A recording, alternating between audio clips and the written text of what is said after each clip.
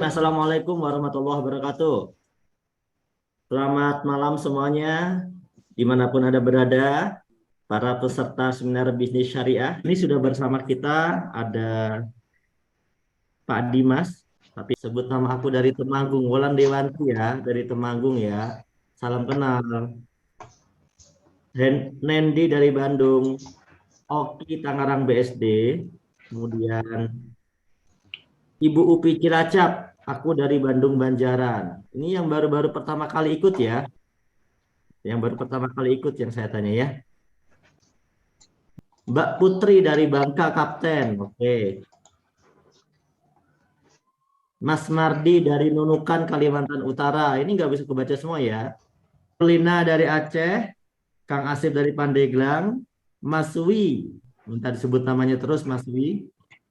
Saya Wahyu Riyani baru pertama gabung dari Kota Malang. Selamat bergabung. Muhammad Arsyad. Baru pertama gabung Suryati Banjaran. Hongkong hadir, Maya.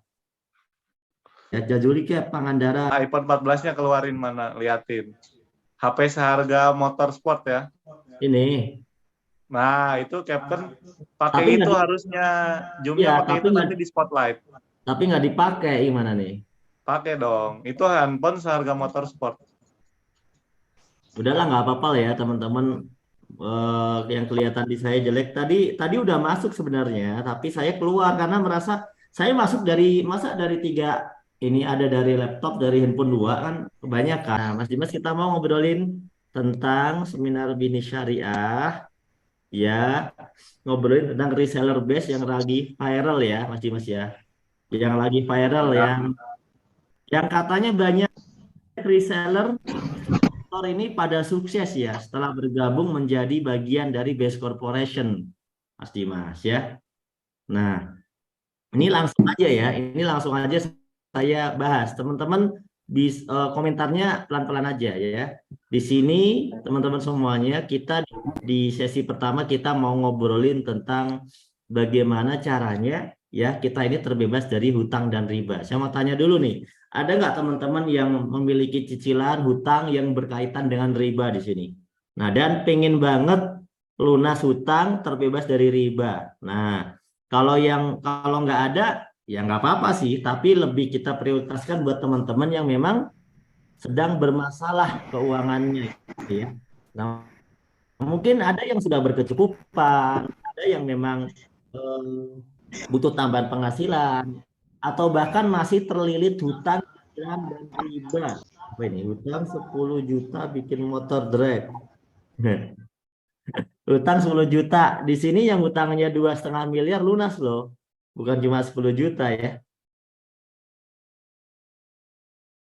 Oke, lanjut teman-teman. Nah, bagi teman-teman yang punya permasalahan seperti ini, berarti sama ya dengan kebanyakan orang, dan inilah yang akan kita sampaikan solusinya. Nah, karena saya yakin teman-teman pasti pengen hidup itu yang enak, pengen hidup itu yang berkelimpahan, pengen punya motor yang keren, pengen punya mobil yang keren, pengen umroh dan haji, pengen punya rumah yang keren, gitu kan, pengen buat pesta pernikahan, pengen jalan-jalan ke luar negeri, tapi nggak punya modalnya atau nggak punya duitnya teman-teman ya. Padahal kalau kita pengen semuanya terwujud ya harus ada keuangannya dulu gitu kan.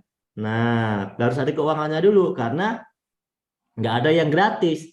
Gratis Pak, saya dibayarin umrohnya. Ya betul, umrohnya gratis dibayarin, tapi yang bayarin tetap pakai uang, gitu loh maksudnya ya. Yang bayarinnya tetap pakai uang. Jadi intinya teman-teman, bagaimana kita bisa mendapatkan finansial yang bisa mewujudkan impian kita. Nah, yang setuju, pengen mewujudkan impiannya, pengen menambah penghasilannya, pengen merdeka finansialnya. Nah, siapa nih? Nah, 3M. Setuju. 3M apa tuh? Mau bayar hutang dan bangun pesantren. Nah, kalau kita hitung-hitung nih teman-teman, kebutuhan pribadi aja itu butuh 1 miliar sampai 2 miliar. Mobil, rumah, ini kan kebutuhan pribadi ya. Tapi kalau kita hitung-hitung ini butuh udah sekitar 1 miliar sampai 2 miliar teman-teman. Padahal ini baru pribadi. Bagaimana kalau kita pengen memberikan bukan sekedar hal yang pribadi gitu, yang misalnya bangun masjid lah, yayasan lah, dan sebagainya gitu ya, pasti lebih dari 2 miliar teman-teman. Oleh karena itu, setidaknya yang akan kami sampaikan begini, dalam kurun 1 sampai 2 tahun, semua hal kebutuhan pribadi tercapai. Selanjutnya teman-teman bisa melakukan apa saja ya, apapun ya. Yang penting kebutuhan pribadinya dalam 1 tahun 2 tahun saja sudah tercapai. Sehingga di tahun-tahun berikutnya teman-teman bisa mewujudkan hal-hal yang lainnya yang lebih bersifat umat. Nah, karena banyak orang nih teman-teman ternyata beli motor aja itu pakai kreditan ya Mas Dimas. Mas Ali dulu kredit nggak waktu Betul beli banget. motor? Wah, pasti kredit lah, Cap. Kalau nggak kredit zaman dulu kan, aduh, semua orang itu, Cap. Jangankan yang nggak punya duit, yang punya duit aja kredit, Cap. Nah, ini banyak orang yang paradigmanya, pola pikirnya begitu ya. Jadi beli motor kredit, beli mobil kredit, beli rumah kredit. Banyak yang lebih parah itu hal-hal kecil kredit, beli handphone kredit, beli elektronik kredit gitu kan. Nah, itu banyak banget nih. Pada akhirnya, kalau mungkin hal-hal yang kecil tadi sih mungkin nggak terlalu pusing ya, harusnya ya. Tapi kalau udah kreditannya berupa mobil, berupa rumah, itu kan sampai puluhan tahun ya. Nah, itu yang bikin stres dan pusing. Nah, jadi ibaratnya teman-teman, kalau sampai kita hidup seperti itu ibaratkan kehidupan kita, seumur hidup kita itu cuma habis buat bayarin kreditan. Nah, cuma habis buat bayarin kreditan. Ini kan apa ya? Sayang banget lah ya dengan umur kita, karena seumur hidup hanya buat bayarin kreditan gitu kan. Padahal kita harusnya bisa lebih dari itu teman-teman. Nah, yang pengen hidupnya lebih dari sekedar bayar kreditan doang. Nah, pengen apa sih Anda? Ya supaya hidupnya itu tidak sekedar bayar kreditan doang. Apa yang Anda mau? Nah, coba. Kalau cuma hidup cuma bayar kreditan doang kan habis waktu kehidupan kita hanya untuk bayar kreditan. Ditambah kreditannya riba lagi. Ya, mengandung unsur riba. Riba kan dosa besar ya di agama manapun ya. Di agama manapun itu riba adalah dosa. Kalau ada yang muslim, Anda pasti udah tahu nih. Di Al-Baqarah 275 sampai 279 itu dibedah tentang riba. Bahkan dalam sebuah hadis, dosa terkecilnya riba itu seperti berzina dengan ibu kandung sendiri. Naudzubillah. Ya, kalau di dalam agama lain juga sama. Saya udah cek di literatur-literatur ya, ternyata bukan cuma di Islam ya. Di Hindu Buddha juga dikatakan dalam Gopal, nah, nggak tahu ini Gopal itu kitabnya seperti apa. Itu Gopal menulis mengutuk riba sebagai sebuah dosa besar dan melarang operasi bunga. Nah, kitab suci tertua agama Hindu, Weda. Ya, berdasarkan Weda, terus si Gopal mengutip gitu ya. Kemudian Vasita, saya nggak tahu nih Vasita kitabnya seperti apa, tapi saya cek di literaturnya intinya semuanya itu melarang untuk mengerjakan namanya riba. Kemudian di dalam apa nih ya? Ajaran Yahudi juga ternyata sama, Pak Ali, Pak Dimas.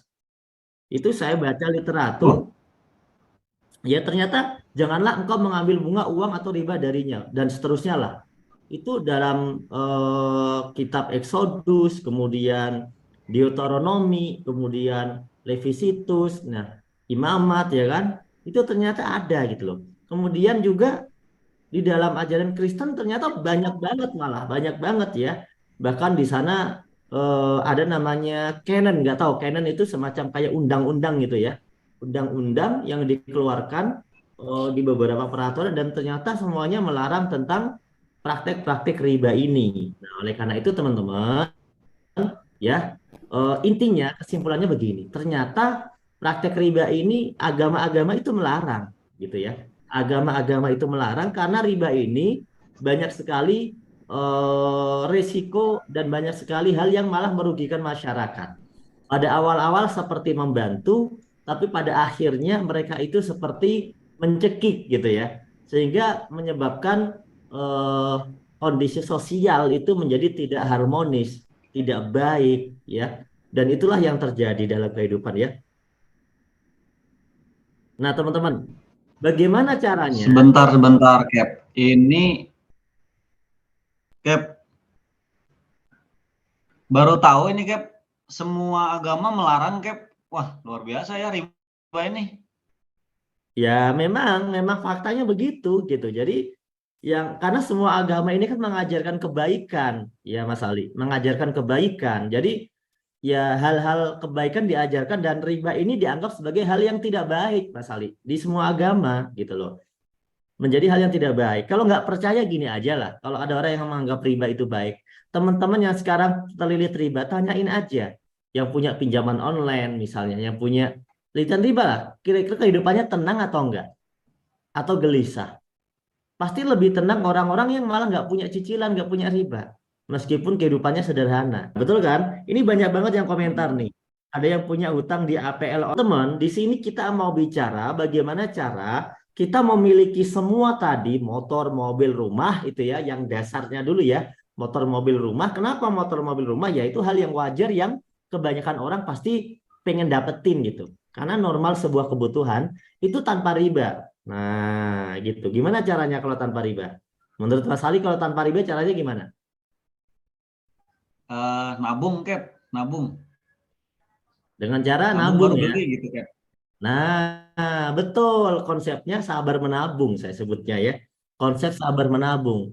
Ya karena kalau dengan nabung sabar, contoh nih kita ngumpulin dari gaji Mas Ali, kita kumpulin gitu kan. Terus berapa bulan kita bisa beli iPhone. Nah, kan sabar tuh. Ya kan? Kita kumpulin nih gaji kita misalnya 1 juta 2 juta per bulan, terus terkumpul nih 20 jutaan. Kita bisa beli iPhone setelah beberapa bulan gitu Mas Ali. Nah, betul nggak Mas Ali? Iya. Betul, Nah, betul, itu betul. kalau levelnya masih 20 jutaan, kalau misalnya levelnya kita pengen punya mobil Pajero 1,5 miliar gitu, kira-kira gimana? Nah, bisa nggak dengan konsep sabar menabung ini? Nah, kira-kira bisa nggak teman-teman? Coba kita hitung Cap. Targetnya Nah, berapa, nabungnya berapa bulan gitu. iya, kalau nabungnya cuma cukup gaji kita sejutaan gitu ya, sejuta doang, 30 tahun juga baru 360 juta, nggak bisa kebeli Pajero cash, mungkin bisa kebeli Pajero second tahun tahun berapa ya? Nah, itu pun 30 tahun Mas Ali. Nah, kecuali teman-teman punya tabungan yang lebih dari 1 juta per bulan rutin nggak pernah diambil. Karena kalau mau ngejar impian Pajero 1,5 miliar, rumah 1 miliar gitu ya, 1 miliar itu kalau ditabung sejuta butuh 1.000 bulan Mas Ali. 1.000 bulan. 1.000 bulan itu Per kalau dihitung tahun itu 84 bulan. tahun gitu. Nah, Masya Allah. Mas Ali umurnya berapa? Mas Ali umurnya berapa? Umurnya 29 Cap. Anggap saja 30 biar gampang ya. Ya, 30 30 Cap. 30 ditambah 84 tahun. Waduh, 115 itu Cap. Nah, semoga Mas Ali umurnya panjang 100. ya. Masya Allah. Iya, semoga umurnya panjang sampai 100 sekian. Ya kalau nabungnya Udah sejutaan ya kepanjangan kayaknya Cap. itu baru baru ngitung 1 miliar loh Mas Ali. Gimana kalau ternyata kebutuhan kita itu kan lebih dari itu sebenarnya. Lebih dari itu. Makanya nggak heran kalau banyak orang bilang itu susah gitu. Kalau nabungnya cuma sejuta, tapi kalau mau nabungnya ditingkatin jadi 5 juta atau 10 juta per bulan gitu. Tapi kan yang bisa nabung segede gitu kan orang-orang tertentu dong ya, yang gajinya memang cocok. Atau mungkin bisa nabung 100 juta sebulan selama 10 tahun gitu, bisa dapat berapa miliar tuh ya gitu. Nah, tapi faktanya Mas Ali banyak orang bilang nggak bisa. Nah, teman-teman nih yang di grup ini kira-kira bisa nggak nabung 1 juta atau 5 juta per bulan selama 30 tahun? Ya, coba. Jadi kita sepakat ya teman-teman bahwa kebanyakan masyarakat itu memang susah ya untuk menabung seperti itu ya. Betul teman-teman, karena apa sih? Betul yang teman-teman sampaikan gitu. Karena penghasilannya masih pas-pasan. Bahkan buat makan aja katanya kurang gitu kan. Kemudian pengeluarannya kan gede ya. Pengeluarannya makin tahun makin gede, anak-anaknya nambah gitu kan. Dan banyak banget fakta adalah nggak bisa nabung gitu. Nah, sehingga yang tadi katanya pengen ini pengen itu tinggal ngimpi doang Mas Ali. Nah, itu nggak masuk akal lah. Meskipun dihitung-hitung masuk akal, tapi kalau dipraktekin nggak masuk akal gitu. Susah praktekinnya. Kecuali orang-orang yang memang sudah jelas ke penghasilannya itu savingnya gede gitu, sisanya gede gitu ya, gajinya gede mungkin ya gitu. Nah, tapi ada orang-orang yang memang penghasilannya gede itu ternyata nggak dengan gajian biasa, Mas Ali. Mereka rata-rata itu orang-orang yang punya bisa menikmati mobil mewah, rumah bagus gitu kan. Iya itu rata-rata mereka nggak mengandalkan dari gaji, tapi mereka ngandalinnya dari bisnis, Mas Ali. Jadi gimana dong nih Cap solusinya? Bukannya nggak mau nabung aja, tapi nggak bisa. Terus pengennya sekarang gitu, 1-2 tahun lah gitu bisa tercapai impian-impiannya gitu. Ya bisa. Solusinya gimana nih Kapten? Ya tergantung punya bisnisnya atau enggak. Kan kalau orang-orang kaya ini kan dia punya bisnis yang modalnya besar. Ratusan juta, miliaran, bahkan bisa sampai triliunan modalnya kan. Nah, kalau mereka modalnya sebesar itu, mereka juga untungnya besar loh, Mas Ali. Untungnya besar. Makanya mereka bisa punya mobil, mereka bisa punya rumah bagus.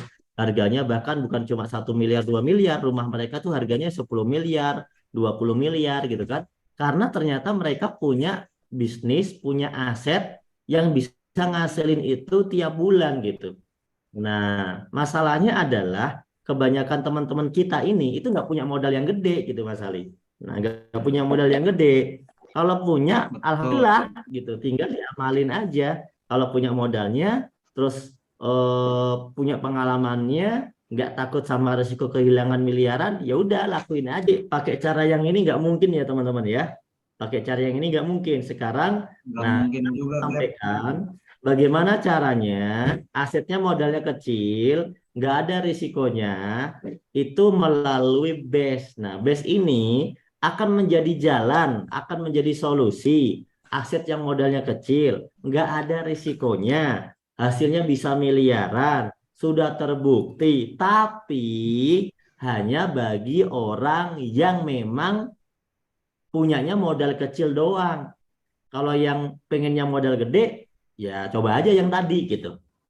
Tapi kalau bagi Anda yang pengen sukses dengan modal yang kecil, ya inilah solusi yang terbaik yang bisa kami berikan nanti, teman-teman. Gitu loh ya. Nah, kira-kira gimana teman-teman? Yang ada yang siap dengan modal 1 miliar? Coba yang siap dengan modal 1 miliar. Berarti nggak perlu ngikutin cara yang akan saya jelasin. Gitu ya. Karena cara yang aku jelasin nanti ini, itu memang buat orang-orang yang memang ya nggak punya modal sebesar itu untuk usaha gitu ya. Nggak punya modal yang ratusan juta, nggak punya modal yang miliaran, nggak punya modal yang apalagi triliunan gitu ya. Tapi kalau modalnya modal-modal standar lah, modal kayak orang umumnya usaha kecil gitu ya, ya itu kan bisa diusahakan. Tapi perbedaannya apa? Perbedaannya bisa untung miliaran. Nah, modalnya kecil tapi bisa untung miliaran. Nah, kalau yang mau nih, kita lanjutin nih potensinya gitu ya. Tapi kalau yang nggak suka sama modal yang kecil dan nggak suka sama modal kecil untuk miliaran, itu nggak usah dilanjutin. Kenapa? Nanti malah khawatir malah dia error ya, pikirannya error. Kok bisa ya modal kecil kok untungnya miliaran gitu kan? Nah, teman-teman jangan buru-buru ya, karena base ini kita harus kenalan dulu. Dan apa yang saya ceritakan ini teman-teman bukanlah sebuah teori, tapi sudah dibuktikan oleh banyak agent, distributor dan reseller kami yang bergabung gitu. Mereka dalam waktu hitungan bulan aja bisa membeli mobil cash sendiri, ribuan. Kalau sekedar mobil sekelas Mobilio ya, itu udah lebih dari 3 ribuan yang telah membelinya gitu ya. Kalau sekelas mobil gede ya kayak Pajero, Fortuner itu udah lebih dari 500. Berapa lama Pak bisa mendapatkan seperti itu? Rata-rata dalam hitungan 6 bulan, 1 tahun, 2 tahun, paling lama 3 tahun, teman-teman. Paling lama 3 tahun. Jadi 6 bulan, 1 tahun, kemudian 2 tahun, yang paling lama 3 tahun, dan itu sudah punya mobil dan rumahnya juga gitu. Sudah bisa punya mobil dan rumahnya juga. Yang nilainya 1 miliar atau nilainya di atas 0,5 miliar, teman-teman. Nah, itulah yang akan Cepet nanti. juga ya Cap. Berarti cepet banget Cap daripada yang nabung tadi Cap. Iya, dan hitungannya nggak lebih dari 3 tahun gitu. Itu yang penting teman-teman harus harus apa ya? Harus menjadi catatan itu nggak lebih dari 3 tahun gitu loh. Kalau kita jangankan gitu loh, kita yang udah kerja 10-20 tahun aja di luar sana itu nggak bisa punya Pajero cash gitu loh. Iya kan? Bahkan orang-orang yang gajinya katanya gede, beli Fortuner Pajero aja masih kreditan, Mas Ali. Gitu loh. Yang katanya jadi PNS misalnya ya, dia beli mobil aja itu masih kreditan. Di sini pada beli semuanya cash, Mas Ali. Nah, itu ya. Semuanya cash. Siapa yang pecinta cash tanpa riba? Ayo, yang pecinta cash tanpa riba. Coba. Siapa nih dari kota mana nih? Pecinta cash tanpa riba. Karena kalau riba kan kita nggak mau dosa lah. Dosanya gede. Dosa terkecil aja seperti berzina dengan ibu kandung ya kan. Maksudnya itu yang suka cash dibanding kredit. Maksudnya ya. Kalau pencinta Rasul, insya Allah kita pencinta Rasul. Cinta cash tapi terpaksa riba. Ya udah nggak apa-apa dimaafkan ya. Tapi minta maaf sama Allah ya, nanti bertobat ya. Saya juga pernah jadi riba. Saya dulu kredit, tapi sekarang udah tobat. Alhamdulillah, alhamdulillah ya. Alhamdulillah, alhamdulillah, alhamdulillah ya. Kalau banyak orang yang suka cash, berarti suka sama merdeka, nggak suka terjerat sama riba. Insya Allah ya. Insya Allah teman-teman akan makin baik nanti negara kita ini ya. Ya seperti teman-teman ini banyak sekali mereka yang di sini yang sudah berhasil. Ya saya nggak akan bisa menceritakan satu persatu, tapi salah satu dari mereka biasanya hadir sih di acara seperti ini. Nah, seperti apa programnya? Kita harus kenalan dulu teman-teman sama BES. BES ini itu perusahaan yang memasarkan produk dan juga membuka peluang masyarakat untuk bisa menjadi agen atau reseller dengan sistem syariah tentunya ya. Kantornya ada di Bandung, perusahaannya sudah legal berizin, dan sistemnya udah sesuai syariah dan tersertifikasi secara syariah lewat Majelis Ulama Indonesia. Yang tadi mungkin ada beberapa liputan acara-acara tadi ya juga dari video-video juga ada ya teman-teman ya. Kemudian perusahaannya juga sangat bonafit karena sudah mendapatkan banyak sekali penghargaan ya pada masa pandemi. Jadi di masa pandemi perusahaan ini itu justru mendapat penghargaan sebagai perusahaan dengan omset yang terbaik, dengan omset terbagus, produk terlaris ya. Oleh karena itu luar biasa banget di masa pandemi aja perkembangannya sangat pesat ya. Itu padahal masa pandemi loh, dikala banyak perusahaan lain itu gulung tikar, nyungsep gitu ya, menurun gitu ya. Tapi base ini justru omsetnya meningkat terus padahal di masa pandemi seperti itu, teman-teman ya.